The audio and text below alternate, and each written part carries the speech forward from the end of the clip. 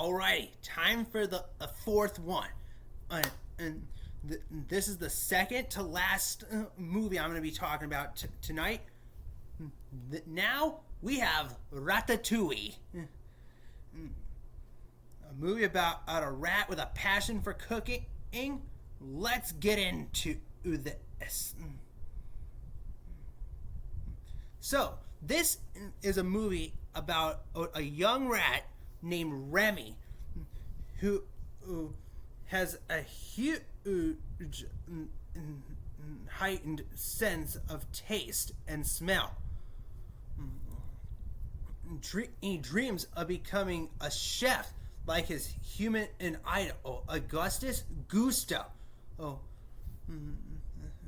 But the rest of his colony, including his older brother Emile and his father, only eat for substances and are wary of humans. The rats live in an elderly woman's attic outside Paris. But when the woman discovers them, they are forced to evacuate. So, when Remy is inside this elderly woman's house, he's always watching the TV because he knows he's always going to see his idol cooking on TV, and that just fires up his passion for cooking. And he's been to that house 1,000 times. He knows when and to be there. Only when that woman is sleeping on the couch. And Remy and Emile are in there one day. He sees Gusto on the television, and then he finds out Gusto had died and lost 2 of his stars. And then, by bad luck, the elderly woman and caught Remy and Emile and took out her shotgun to shoot them down and failing to kill them, thankfully. And the gang evacuates the house. Remy is separated from the others when they get on their boats. Encouraged by the imaginary Gusto, he starts to explore until he finds himself on the roof of Gusto's restaurant in Paris, France. Remy watches is the kitchen staff from a window on the roof, and he notices a new member, Alfredo Linguini, who's attempting to fix a pot of soup that he had ruined. And then Remy jumps in to fix Linguini's mistake.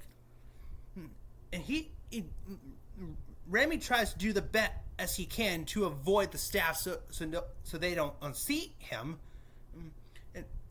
And Remy is fixing up that soup, Linguini catches Remy in the act, but he does it and reveal him to the chef, this dumbass of a guy named Skinner,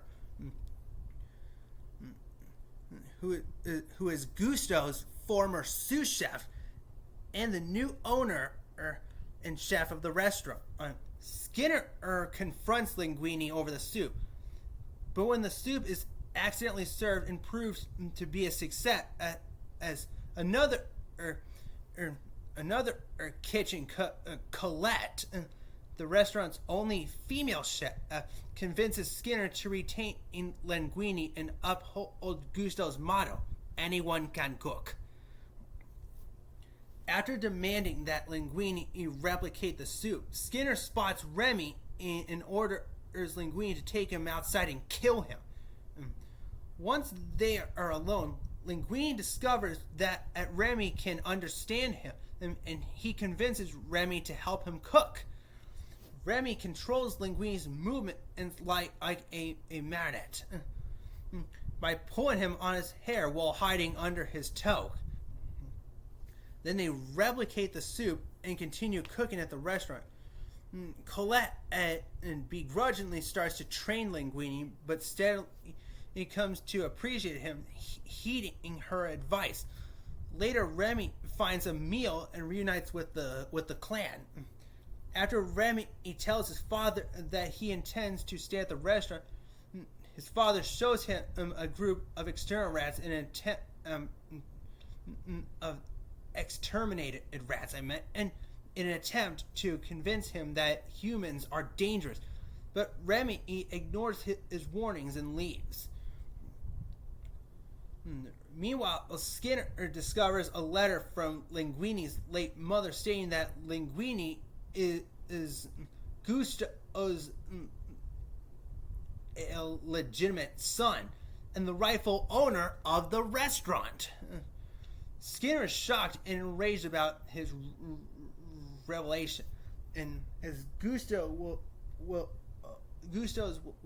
stated that he will inherit an ownership of the restaurant only if no biological heir appeared 2 years after the latter's death. After his lawyer verifies that Linguini is Gusto's heir, Skinner hides the evidence in an envelope, but Remy finds it, escapes, and shows it to Linguini, who then sacks Skinner and discontinues a line of frozen foods that Skinner had started.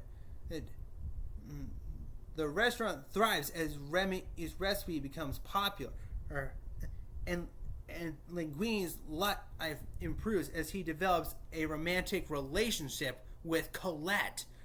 Food critic Anton Ego, whose previous negative review of the restaurant indirectly led to Gusto's death, announces to Linguini that he will review the restaurant again the following day. After Linguini takes credit for Remy's cooking at a press conference, he and Remy have a falling out as revenge. Remy leads his clan to raid the restaurant's pantries. Linguini arrives to apologize, but upon discovering the raid, he fiercely expels Remy and his clan from the restaurant, knowing that Remy and his clan have been stealing. The next day, Remy is captured by Skinner, but is quickly freed by his father and Emile. After returning to the restaurant, he and Linguini reconcile, and Linguini reveals Remy to his staff, who all immediately quit. Reminded of Gusto's motto, Colette returns to help the clan cook under Remy's direction. While Linguini waits tables, Skinner and a health inspector attempt to interfere, but are locked in the pantry by the rats. Remy creates a variation of Ratatouille, which reminds Ego of his mother's cooking. Ego asks to meet the chef and is stunned upon being introduced to Remy after the restaurant closes for the day. The next day, he writes a review titled France's Finest, stating that he has come to understand Gusto's motto, and describing Remy without revealing that he is a rat as nothing less than the finest chef in France.